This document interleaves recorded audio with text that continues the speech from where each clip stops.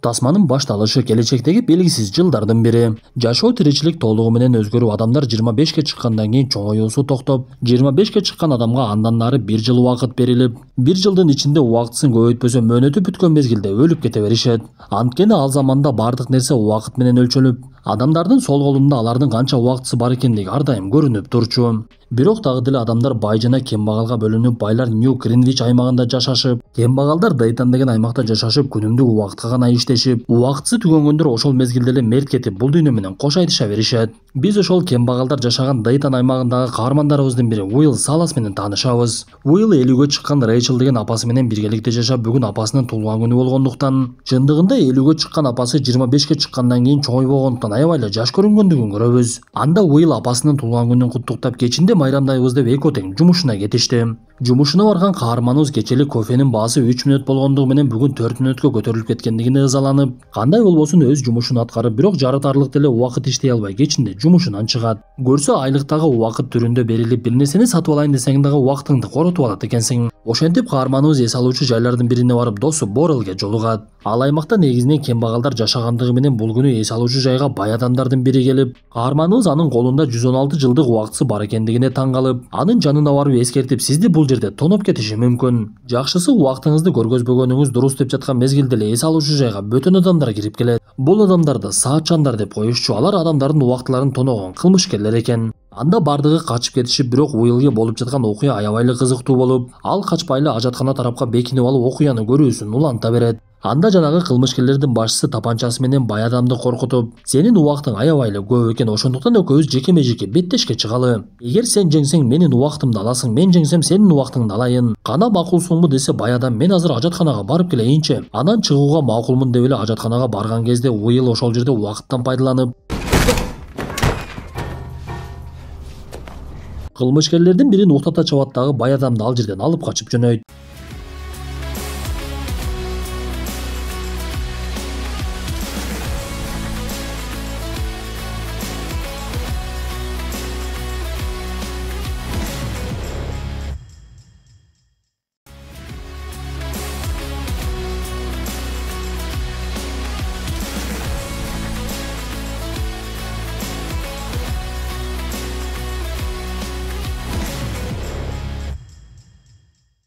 Анда кылмышкерлер каармандарыбыздын артынан куулап, бирок Уилл ал аймакты өтө мыкты билгендиктен, эски имараттардын бирине кирип жашынып калышса, саатчандар артынан келип эле таппай калышат. Бирок өкүнүчтүүсү кылмышкерлердин бири Уиллди жакшы тааныйт экен. Ошондуктан алар кийинде эле таап алабыз деп кетишип, бекинип калган эки каарманыбыз сүйлөшө башташып, биз 116 жылы бар бай адамдын аты Генри Гэмилтон экендигин билебиз. Ал каарманыбыздын 28 жашта экендигин билип, өзүнүн 105ке чыккандыгын айтып, мен бул жашоодон аябай эле чарчап калдым, ошондуктан өлүмгө деле даярмын. Анан дагы болуп жаткан адилетсиздикке чыдай албай деле калдым. Бул түзүлүш атайын эле түзүлгөн десе, Уилл түшүнбөй, кайсы түзүлүш жөнүндө айтып жатасыз? Мен түшүнбөй эле турамын десе, Генри толугу менен айтып бере баштайт. Эмнеге адамдар бай жана кедей болуп бөлүнөт? Анткени бардыгынын убактысы көп болгон болсо, бул дүйнөдө адамдар батпай кетет. Анан дагы миллиондогон жылдар убактысы бар адамдар жок болмок. Ошондуктан убакыттын өтүшү менен кымбатчылык башталып, кембагалдардын убактылары жетпей, алар өлүп кете беришет. Байлар болсо тескерисинче кембагалдардын эсебинен байышып, аларда көптөгөн жылдар убактысы пайда болуп, айтор теңсиздик бара-бара күчөйүп берет. Мен болсо бул чындык менен жашай берип аябай эле чарчап калдым. Кел анда ичимдиктен ичели деп өзүнүн ичимдигинен берип, эки каарманыбыз тең ошол жерде уктап кетишип, эртең менен биринчи турган Генри убактысынын бардыгын каарманыбызга берет дагы өзүнө 5 эле мүнөт калтырып коет. Бир мезгилде Уилл ойгонуп, колундагы 116 жылды көрүп аябай таң калып, терезени караса, Генри менин убактымды текке кетирбегиниң деп жазып кетип калыптыр. Анан дагы ал 5 мүнөт убактысын өтүүсүн күтүп көпүрөнүн үстүнө олтуруп алган экен. Ошентип Генринин 5 мүнөттүк убактысы бүтүп, ал ошол жерде көз жумуп, көпүрөгө чуркап келген каарманыбыз анын денесин көрүп, эмне кылышын билбей эле качып кетип калды. Ал биринчи эле досу Борелге барып, колундагы жылдарды көрсөтүп, анын кимден калгандыгын түшүндүрүп, мен эми апамды эч нерседен кем кылбай багамын, сага дагы белек кылайын досум. Экөөбүз 10 жылдан бери доспуз, ошондуктан сага 10 жыл белек болсун деп досуна 10 жылдык убактысын белек кылат. Муну алган Борел үйүнүн жанындагы эс алуучу жайга дароо эле жөнөп кетти. Ошентип кеч дагы кирип, Уиллдин апасы жумушунан чыгып карыз коласын төлөп, үйүнө жетиш үчүн 1,5 сааттык гана убактысы калат. Анда ал автобуска буга чейин 1 сааттык убактысын төлөп жүрсө, мындан кийин автобустун баасы 2 саатка көтөрүлүп кетиптир. Бирок өкүнүчтүүсү Рейчелдин 1,5 саат гана убактысы калган болчу. Ошондуктан автобустун айдоочусу аны алып кетүүдөн баш тартып, Рейчел жөө чуркаганга туура келип, гүлүн көтөрүп алып апасын тосуп жаткан каарманыбыз апасы автобус менен келбей калгандыгын көрдү. Анда Уилл дароо эле бир нерсени сезип апасынын жумушу тарапка чуркап жөнөйт. Бир мезгилде экөө бири-бирин көрүшүп, бул убакта Рейчелдин бир канча секунд гана убактысы калып, Уиллдын атын кыйкырып баласы тарапка чуркап жөнөп, бирок жетейин деген мезгилде убактысы толугу менен түгөнүп калат. Ошентип каарманыбыз бир нече секундтун айынан апасынан дагы айрылып калды. Бул убакта убакыт сакчылар Генри Гэмилтондун өлүп жаткан денесин табышып, убакыт сакчысы курч тумшуктуулардын бири Рэй экендигин көрөбүз. Алар Генринин өлүмүнө кылмыш ишин ачышып, аны ким өлтүргөндүгүн издей башташып, ал жердеги видео байкоолордун бирине каарманыбыз Уиллдын түшүп калгандыгын көрүшөт. Ошондуктан алар эң биринчи күмөндү Уиллга коюп, Генрини тоноп өлтүрүп койгон окшойт деп эле дароо издеп жөнөштү. Бул убакта апасынын өлүмүнө жини келген каарманыбыз буга чейин Генри айтып берген сөздүн дагы чынтөгүнүнө чыгууну каалап, атайын байлар тараптан унаа жалдап 1 жылдык акы төлөп Нью Гринвич тарапка кирип барат. Каарманыбыз ал аймакка биринчи жолу киргендиктен ал жактагы өтө мыкты шартты көрүп таң калып, мейманканалардын бирине барып эң кымбат бөлмөлөрдүн бирине токтойт. Эртеси күнү каарманыбыз кымбат баалуу ашканалардын биринен тамактанып, андан соң кумарканага барып покер ойной баштайт. Ошол учурда Уилл ал жердеги олтурган оюнчулардын бири Филипп Уайс менен таанышып, аны менен түздөн-түз атаандаш болуп, Филипп оюнга өзүнүн 250 жылын коюп, каарманыбыз дагы андан калышпай бардык убактысын коюп 28 гана секунду калат. Ошентип Уиллдын 10 секунду гана калганда экөө тең картасын ачып, каарманыбыз 1100 жыл утуп алды. Бул убакта Филипп Уайстын жанында татынакай бир кыз олтурган болчу. Анда каарманыбыздын ага көзү түшүп, Филипп оюндан кийин бул менин кызым, аты Сильвия деп жанагы кыз менен тааныштырат. Анда Сильвияга дагы каарманыбыз аябай эле жакты окшойт. Анткени ал Уиллга эртең биздин үйүбүзгө коноктор келет, сиз дагы келсеңиз болот. Сөзсүз келиңиз, күтөбүз деп каарманыбызга дарыгин таштап кетишип, мындан соң Уилл убактысы аябай көп болгондуктан 59 жылга өтө бир сонун унаа сатып алып, чакырбаган жерге барба, чакырган жерден калба деген сөздү эстеп дароо эле конокко жөнөйт. Бул жолу Уилл Сильвия менен жакындан таанышып, экөө жеңил бийге дагы бийлешип, биз ушул жерде Уилл Сильвияга эмне үчүн жаккандыгын түшүнөбүз. Көрсө Сильвия Уиллдын бай адам эмес экендигин түшүнүп, анын жүрүм-туруму башкача экендигин дароо эле байкап, экөө конок үйдөн чыгып ал жердеги деңизге чөмүлүп келгенге дагы жетишип калышат. Не волнуйтесь. Бир мезгилде эле ал жерге убакыт сакчылары кирип келишип, каарманыбызды кармап алышат. Алар Уиллды башка бөлмөгө алып киришип, сурагала баштаса, Уилл болгонун болгондой айтып берип, мен убакытты эч кандай уурдаган жокмун. Эгер убакыт уурдагандарды издесеңер, бул жердеги байлардын бардыгын камашыңар керек. Мага Генри Гэмилтон өлөр алдында убактысын өзү берди. Анан дагы мага кызык болуп жатат, силер эмне үчүн бир адамдын өлүмүн мынча териштирип жатасыңар? Мен жашаган Дейтонда күн сайын адамдар өлөт, ага эч ким деле башын оорутпайт. Бул дүйнөдө эмне байлар гана адам катары эсептелеби десе, Рэй ага жооп берип, теңдүүлүк же болбосо теңсиздик менен башымды деле оорутпаймын. Мындан так 20 жыл мурда ушул сен берген суроолорду мага атаң берди эле деп каарманыбызды таң калтырып атасын тааныгандыгын айтат. Анан дагы Уиллдын колундагы убакытты толугу менен алышып, ага 2 саат гана убакыт калтырышып, Уиллдын ууру эмес экендигине карабай эле аны ууруга чыгарышып, айыпка жыга башташат. Анда каарманыбыз убакыт сакчыларынан качып алардын биринин тапанчасын алып, Сильвия алдынан чыгып калган кезде аны барымта калат дагы унаасына олтуруп алып эле качып жөнөйт. Анда Рэй алардын артынан коолап, каармандарыбыз чоң жолго чыгып унаалардан быйтап качышып, Уиллдын аракетине майнап чыгып, алар качып кеткенге жетишип, Рэй унаалар менен кагышып кетти. Ошентип качуусун токтотпой бара жаткан каармандарыбыз бир кезде жолдогу дөңгөлөк жаргычтарды байкабай кырсыкка учурашып, унаасы талкаланып өздөрүн жоготкон мезгилде алардын жанына саатчандар келишет. Көрсө биз буга чейин көргөн адамдардын убактысын тоногон саатчандардын тобу каарманыбызды таап алышкан экен. Бирок алар Уиллдын эч кандай убактысы калбагандыгын көрүп, жанындагы Сильвиянын убактысын тоношуп, ал жерден качып кеткен мезгилде каармандарыбыз ойгонсо экөөнүн тең жарым сааттай гана убактылары калыптыр. Муну көргөн Сильвия дароо эле дүрбөлөңгө түшө баштады.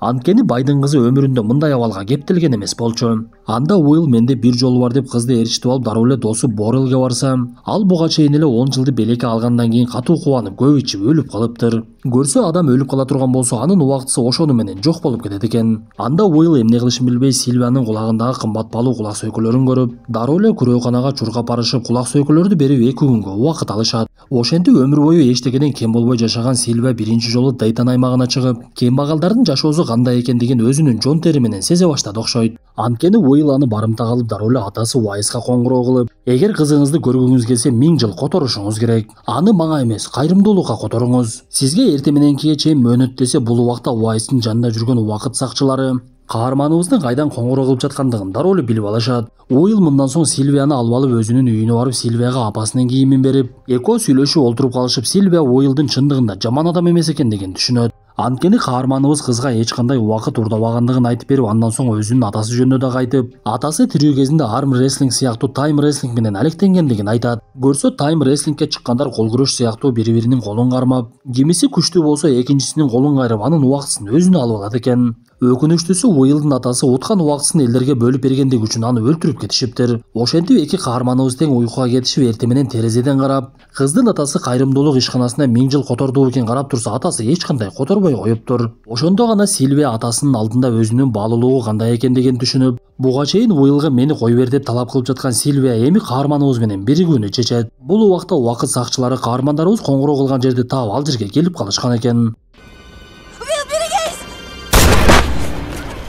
Бактыга жараша Сильвия биринчи Рейди байкап калып, аны жарадар кылышат дагы унаасына олтуруп качып кетип калышат. Эми Сильвия убакыт сакчысын аткандан кийин өзү дагы кылмышкерге айланып, алар бара жатып башка унааны токтотуп, анда бара жаткан бай аялдын убактысын тоношуп, андан соң унаасындагы тапанча менен коркутуп алып алышып эле андан ары сапарын улашты. Бул убакта эки каарманыбыздын тең сүрөтү сыналга чейин чыгып, экөөнү тең кылмышкер деп жарыялашып, муну көргөн каармандарыбыз арткага жол жок экендигин түшүнүшүп, Сильвия бир кезде өзүнүн оюн салат. Көрсө алар Сильвиянын атасына тиешелүү убакыттар сакталган банктарды тоноону чечишиптир. Анда каармандарыбыздын биринчи аракети эле ишке ашып убакыт салынган кутучаларды уурдашып, бул убакта банкка келген кардарларды дагы убакыттарды алып алгыла деп буйрук беришет. Андан соң каармандарыбыз уурдалган убакыттардын бардыгын кедей кембагалдарга таратып беришип, Уилл убакыт кутучаларынын бирин каза болгон досу Борелдин аялына дагы таштап кетет. Бирок көп өтпөй эле убакыт сакчылары каармандарыбыздын кайда жайгашкандыгын билишип, ошол жака жетип келип, Уилл аларды терезеден көрүп калып, дароо эле Сильвияны алып алып качып жөнөдү. Анда чуркап качып бара жаткан Уилл артынан токтобой эле келе жаткан Рейди көрүп аябай эле таң калат. Анткени адатта убакыт сакчылары бай үй бүлөлөрдөн чыгышып, аларда убакыт кеңири болгондуктан алар такыр эле чуркашчу эмес. Кандай болбосун качып бара жаткан каармандарыбыз бир кезде автобуска түшүп, Рейден дагы кутулуп кеткенге мүмкүнчүлүк алышты. Бул убакта шаардагы убакыт тоногон саатчандар дагы Рейди издеп башташат. Анткени Рейдин кылып жаткан иши алардын жасаган ишине толугу менен карама каршы келет экен. Көрсө бул саатчандар канча адамды өлтүрсө дагы убакыт сакчылары аларга такыр тийишпей,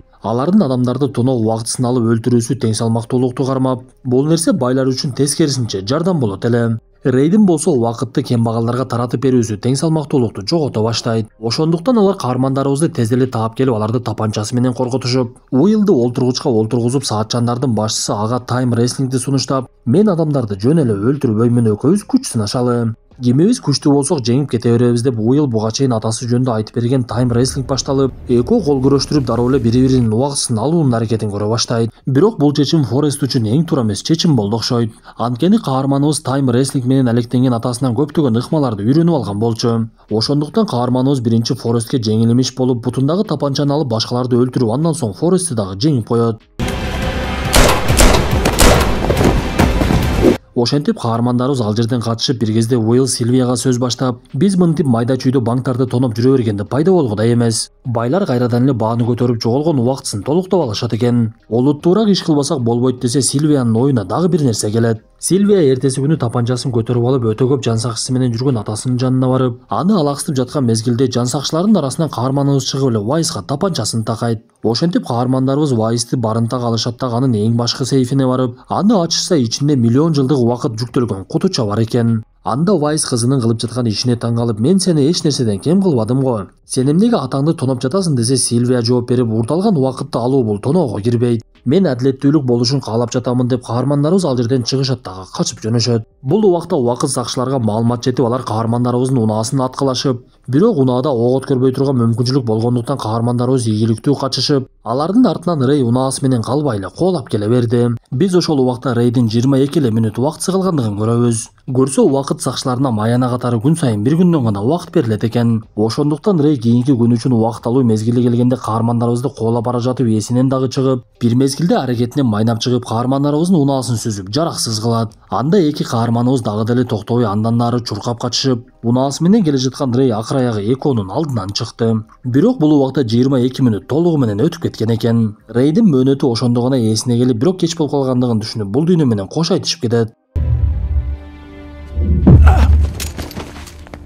Каармандарыбыз болсо аман калгандарына кубанышып миллион жылдык Дейтан аймагында жашаган кембагалдарга таратып беришип, Дейтанда дагы кембагалдар толугу менен түгөнүшүп, алар дагы Нью Гринвич аймагына кирүүгө мүмкүнчүлүк алышат. Ошентип каармандарыбыз максатына жетишип, бай жана кембагал деген чек араны жок кылышып, дагы деле убакыт сакчыларына кармалышпай өздөрүнүн ишин уланта беришет. Анткени бай жана кедей деп бөлүнгөн аймактар Дейтан жана Нью Гринвич аймагынан дагы башка аябай көп болчу.